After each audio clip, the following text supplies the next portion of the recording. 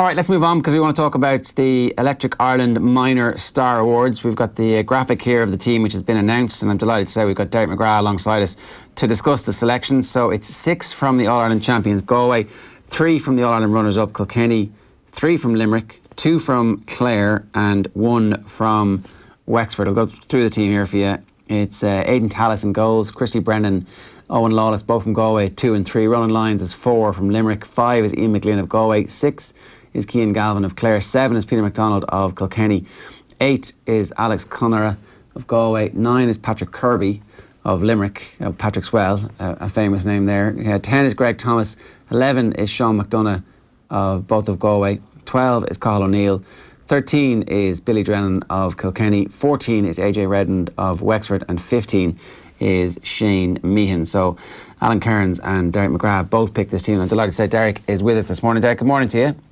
Morning, Jared, how are you? Yeah, good. So it's always difficult to pick teams over the course of an entire campaign, but some of these players were absolutely nailed on from their performances in the semi-final and final. I imagine that some of the selections are very difficult and some of them are fairly straightforward. Yeah, like anything, there's debate or conjecture about anything, and particularly when young lads are involved. Lucky enough, Jared, that I saw most of the matches. When you're involved in this capacity, you try your best not to be kind of one of these distant observers, in your hand in the team. So I saw most of the matches, as did Alan. So, yeah, a couple of standout performers. Obviously, Sean McDonough was a dominant kind of performer for Galway all the way through the championship, 2-8 in the final itself. And a really impressive player, Jared, if anyone got a chance to see him during the whole campaign, was Cathal O'Neill from Limerick. Really, really outstanding kind of performances all the way through the whole campaign from Limerick. And yeah, look, Ian McGlynn from Galway, he was picked at number 5. He was sent off ironically against in the semi-final, and he had his red card overturned and rescinded, so he was able to perform brilliantly in the All-Ireland final. So lots of good performances sprinkled throughout the team. Yeah, so you talked about Cathal O'Neill of Limerick, who got picked at number 12. What type of a hurler is he?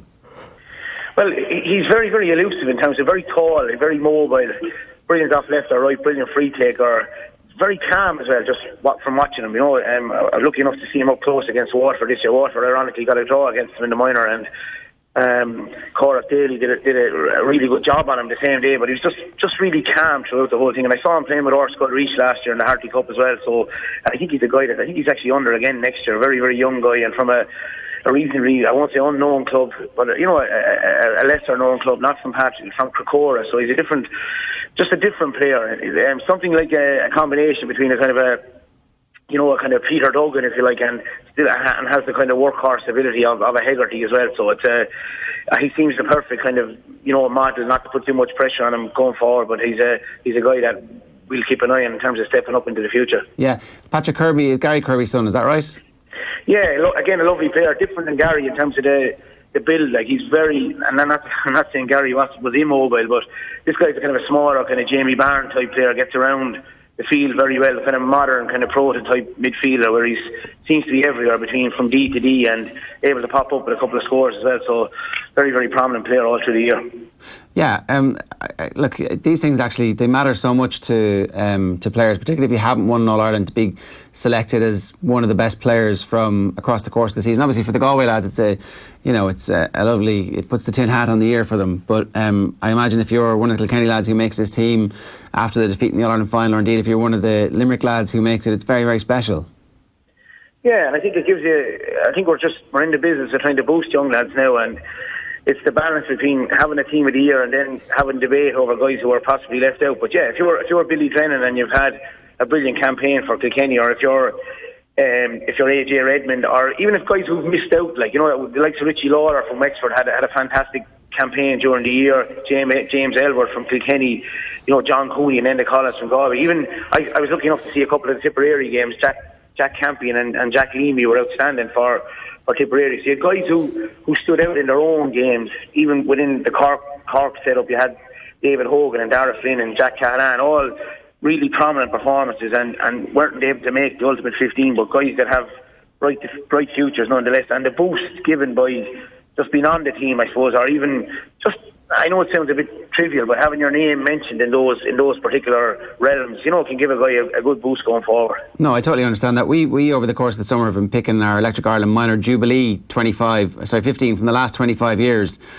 obviously the 1992 All-Ireland final was outside our purview, so you couldn't make it, unfortunately.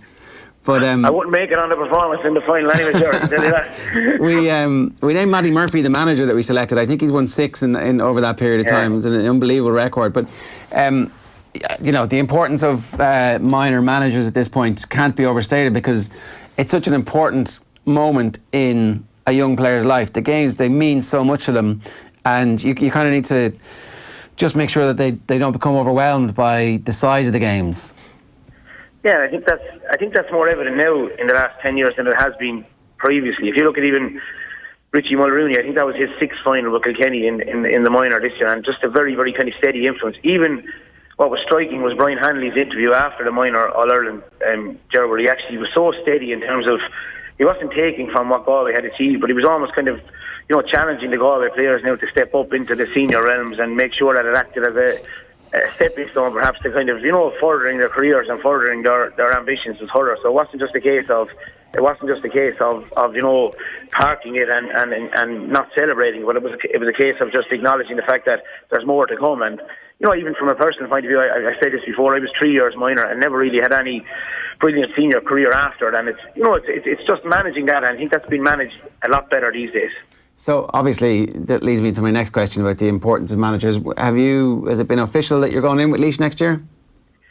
Yeah, well, I tell you now exactly, and I've always been as open, as transparent as possible. I will be involved in some capacity, but it's very much kind of probably an ancillary role. I'm going back to college in terms of, well, not going back to college, I'm going back doing an all-night course in executive coaching and positive psychology. So as part of that, there'll be a placement opportunity involved. So I felt it'd be a good opportunity. I was approached by a friend of mine that's involved with Laois, so I'll be involved in some sort of coaching capacity there, you know, in the new year. But it certainly won't be as prominent as was speculated after. But it suits me, Ger, to be completely honest, in that I'm back in school, I'm back teaching, I'm back involved with the first and second years here, and I'd nearly be able to roll out the way I'm thinking and what I've learned over the couple of years with the Laois minors, not in an overburdening way, just in a manner that doesn't raise expectation or put pressure on, but in a manner that I'd actually enjoy myself. So it's a nice easing back into it, if you like, without kind of, you know, in any way using Laois for that. I'm just going to look forward to getting involved in some capacity, definitely. Was that something that you felt when you were watching the minor games this year, that actually this was a level that you wanted to get involved in? You know, almost like there's something special here at this age group where you're like watching all these games going, yeah, I wouldn't mind just getting in here and trying some stuff out. Yeah, exactly. And almost, you know, selfishly, Jerry, you're kind of watching, you're a year out of having had a 5-year kind of, you know, absolute emotive commitment to something. And not that you become selfish, but you kind of say to yourself, right, I have a couple of choices now. I'm back in school. I wouldn't mind furthering my own educational kind of background in terms of the course in positive psychology, if you like. And then I would kind of try and link that with something and almost roll out, if you were to ever go back into an inter-county senior setup, how would you kind of improve from the last time? How would you kind of bring some ideas, and how would you tie into what you've been used to, which is ultimately, you know, I've been used to being involved with I won't say kids teams, but teams that are, you know, from 12 to 18-year-olds. So it's a good chance for me to kind of take the learnings from the 5 years in Waterford and try and apply them in some capacity, you know, to Laois, so that Laois can have a couple of players coming through to help Eddie Brennan's squad over the next couple of years then on the back of being involved, if you like. But as I said, it's very much just in a supporting role to the already appointed management and coaching team. But yeah, to answer your question, yeah, without a doubt, you just try and see it as a kind of a means to you know, accelerating your own process and getting better at what you didn't do well when you're involved in Waterford. Yeah, look, that course sounds fascinating, and I've no doubt you're going to come back a better manager for it in the long run. Derek, you've been great with your time this morning. Thanks a million for joining us. Not a bother, Jerry. Mind yourself.